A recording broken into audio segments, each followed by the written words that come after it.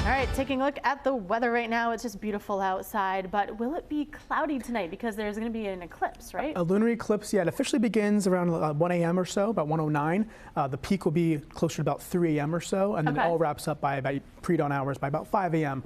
Tomorrow morning. So unfortunately, right now, mainly cloudy skies are in the forecast for tonight. So if you are setting that alarm to maybe check out the lunar eclipse tonight, just be mindful that you may wake up and find out that you can't see anything. But all it takes is a little bit of a break in the clouds to get a glimpse of it. Now, looking at current conditions, we're at the mid 40s here in Providence, 46 there, blend of sun and clouds. Feels like 41 though. Wind out of the east southeast, about 9 miles per hour there. Same deal here in Lincoln, 46 degrees. Again, it does feel a touch cooler when you factor in that wind. So here is the current temperature map. You can see we're all in the 40s across the board. That southeast wind coming off the water, again, making it feel just a touch cooler out there this afternoon. Three key things: dry seasonable for the rest of today. That lunar eclipse again tonight, mainly for the overnight hours into the pre-dawn hours tomorrow morning.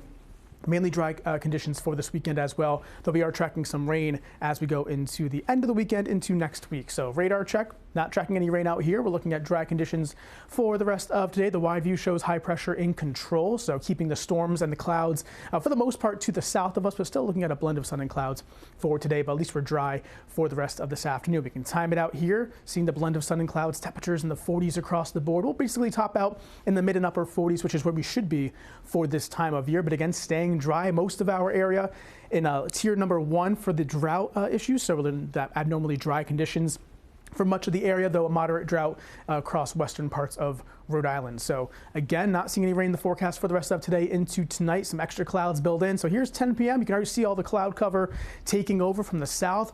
As we go into the overnight hours, we're seeing that cloud cover in place through the morning hours. So again, if you are going to be setting that alarm to check out the lunar eclipse, just be mindful that the clouds may end up kind of hindering things a bit as we go into tonight, into very early tomorrow morning. And for Friday during the afternoon, still seeing the clouds really holding on for a good part of the day, but a touch milder. Temperatures expected to be in the lower 50s, which will be a few degrees above the average for this time of year. But again, staying dry through the end of the work week. So for this afternoon, again, heading out for any plans or maybe running some errands, things looking just fine. Sunset around 6:50 this afternoon and evening. Temperatures will be in the 40s across the board by later on tonight. Almanac report showing that high temperature today about 48 degrees, really close to the average, which is about 47 degrees. And looking at again temperatures tonight back into the 30s. So the Bay forecast for today also not looking too bad.